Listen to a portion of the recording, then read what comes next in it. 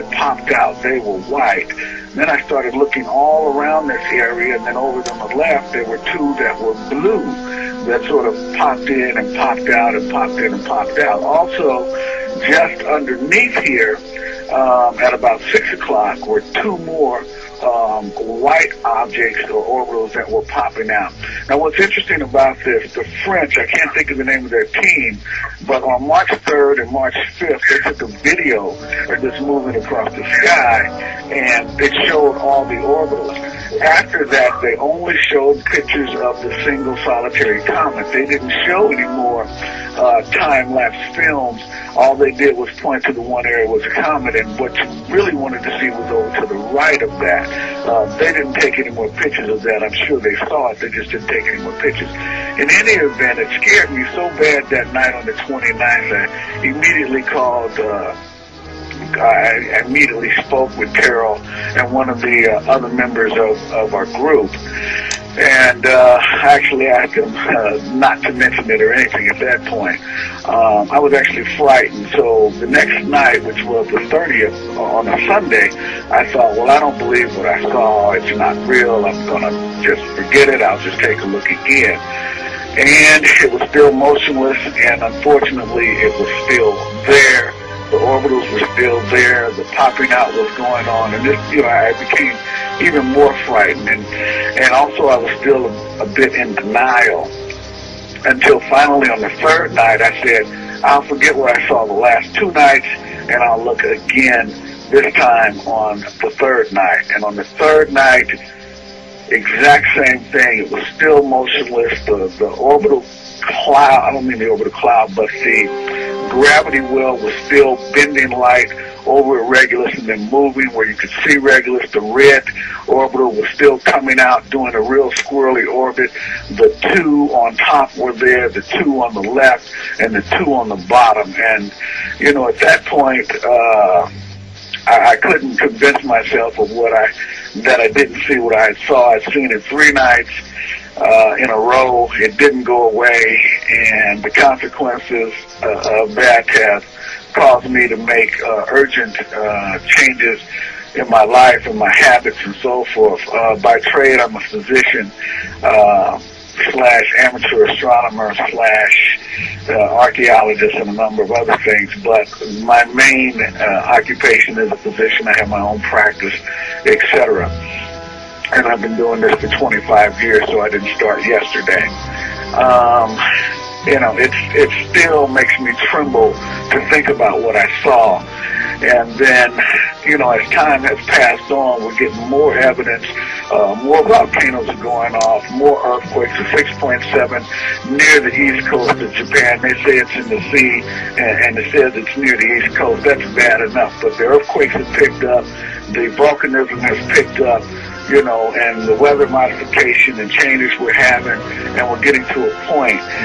It's a bit of serendipity, as Carol alluded to before, my calling this particular person and finding out, oh, well, he's getting calls from China, he's getting calls from folks in Arkansas telling him to come right away, not explaining it to him. And I just happened to call because I sent him an email, and I said, hey, I said, I really don't need these. It's not the money. I'll buy something else. And then he got curious. Well, you're in Missouri, he said. And I said, yeah. He said, well, what do you need with, Arctic sleeping bags?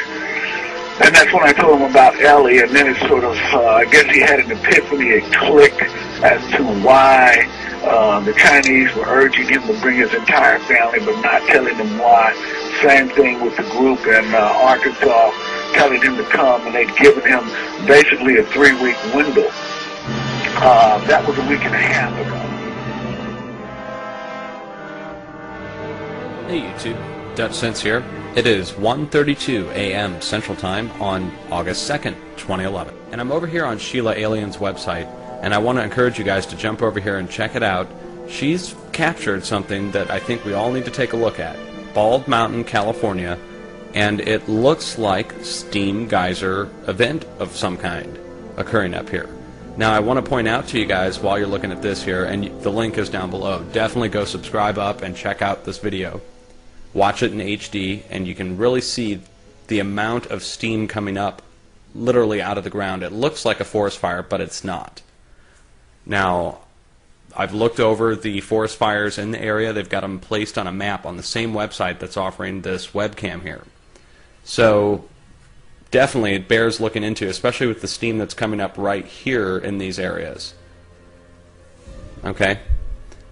And on Google Earth, I've marked it out, and here is the Bald Mountains, right? They're called the Bald Hills, and then you have other peaks in the area like Mount St. Helena, Browns Hill, Sugarloaf Mountain, and then up to the north you've got Geyser Peak, Black Mountain, Diana Rock. And when you zoom in on these areas, they are old volcanoes. Okay, you can see the craters. Go look at a few more. Here's Geyser Peak.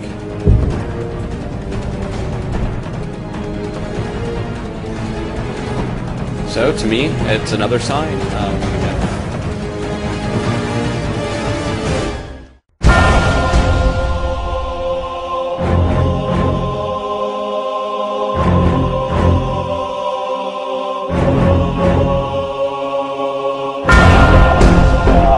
I didn't try to add up the time to notice that it coincided with the 7th of July and the crossing of Saturn's orbit. You know, my time frame was still is August 1st, but I'm getting more anxious by the day. And so folks need to know this is real. They need to wake up. You know, I'm past the point of trying to wake anybody.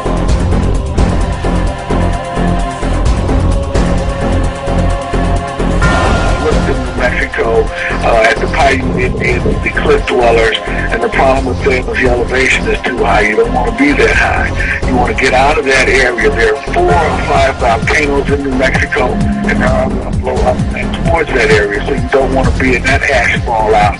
There's a volcano that just, I want to say it wasn't a volcano, we had an earthquake in Arizona today, about a 3.3. I hadn't seen that recently, so, you know, a number of things are going on. This is unstoppable. It's unavoidable. You cannot escape it. You must seek shelter.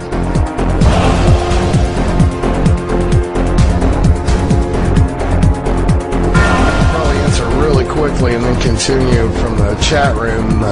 Wants to know if you're talking about Planet X or Elenin, and I don't think I've never thought Elenin is Planet X. Cheryl's pretty stuck on that, but I think Elenin, as a result of it, it's a comet that's been kicked in. Elenin is extinction level event NIBIRU is near. Right. Does that explain it?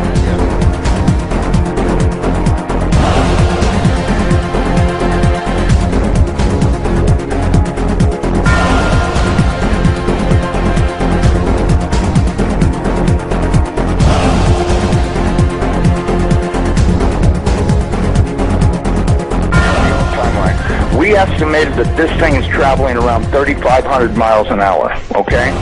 That was our estimate of its speed. Now, it has been picking up speed, and that's the reason why we think it's going to arrive early, because when it comes around the backside of the sun, it's got to double that speed in order to attain breakaway speed to leave the sun and not wind up orbiting it. It's never orbited the sun in the past that we know of, so that means that it's going to have to attain breakaway speed to head back out into space. Now, you look at the NASA videos, photos, and all this other crap those morons put on the internet. This thing is coming in. It's going to, as soon as it goes around the top of the sun, it's going to go back out into space. Right. And it's going to do this really fast. When it goes past us, it's going to go past us so fast that we'll almost have no time to get ready. That's my opinion, but, you know, just drawing it out on paper a few times and thinking about it, and I went, you know, if this thing picks up enough speed to make breakaway speed, then that means it's going to come past us. You know, this thing, according to what I was told, is that this thing is approximately 47,000 miles in diameter, you know, 4 or 5 times the size of the Earth, and it'll come past us, and we won't have a lot of warning, and we won't get to see it in the sky until it's on us. I think the NASA timeline is completely off. I think this thing's going to arrive much earlier than they say it is. You know, I know they're saying October, But, you know, if you look at the, you know, now, I was told that the poles are not shifting at 42 miles a year. They're shifting at 42 miles a day. And the reason is because this planet is rolling over to face this thing. Now, when it goes by, it's not going to push our North Pole away. It's going to grab our southern pole with its northern pole, and it's going to be like somebody kicked this planet in the ass. That earthquake that it talks about in Revelations, when the opening of the sixth seal comes, from what I've been told, that's very accurate, because that's exactly what's going to happen. There's going to be a massive earthquake when it locks onto us. As it goes past us, we're going to follow it right upside down. The oceans are just going to be roaring from pole to pole, as you could well guess they would, because if you take a planet that's 7,000 miles across and roll it upside down in 30 minutes, you're going to have some real serious problems with wind and water. We should be preparing to expect this thing to show up anytime. That's what's going to happen. Hopefully nothing in this mess will hit us, even though it does say it will in the Bible, leastwise it does in my Bible. It says we can expect all kinds of problems. We were looking at asteroids right close to this thing. There's asteroids that are floating around right near the, that are orbiting the main sun itself. These things appear to be about 500 miles across. And as you go back into the tail, you get into meteorites that go back for millions of miles in the tail. This thing looks like a giant red teardrop-shaped dust cloud, and you can see if you're able to see it up close like we did, you can see every speck out there. I guarantee you, there's trillions of meteorites following this thing. Now, there's no way around it. There's no way to stop it. This thing is for real. It's not going away.